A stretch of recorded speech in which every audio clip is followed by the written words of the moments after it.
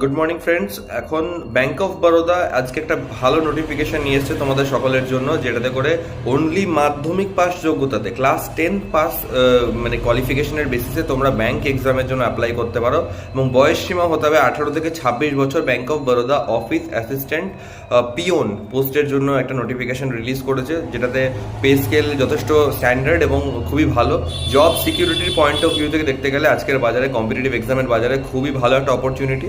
তো সকলকে আমি রেকমেন্ড করব, যারা এই বয়স সীমার মধ্যে আছো তারা অবশ্যই একবার অ্যাপ্লাই করতে পারো, অবশ্যই চেষ্টা করতে পারো এই জবের জন্য। খুবই ভালো অপরচুনিটি, ভ্যাকেন্সিও স্ট্যান্ডার্ড আছে, এক্সাম লেভেলও যথেষ্ট প্রমিনেন্ট।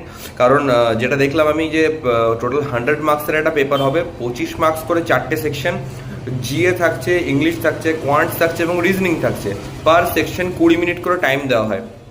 নর্মাল আমরা যেটা দেখি আইবিপিএস ক্লার্ক বা আইবিপিএস পিও এক্সামসে 35 নম্বরের কোয়েশ্চেনের জন্য 20 মিনিট টাইম পাই আমরা, সেখানে 25 মার্কসের জন্য 20 মিনিট টাইম দেওয়া আছে। যথেষ্ট ভালো একটা অপরচুনিটি।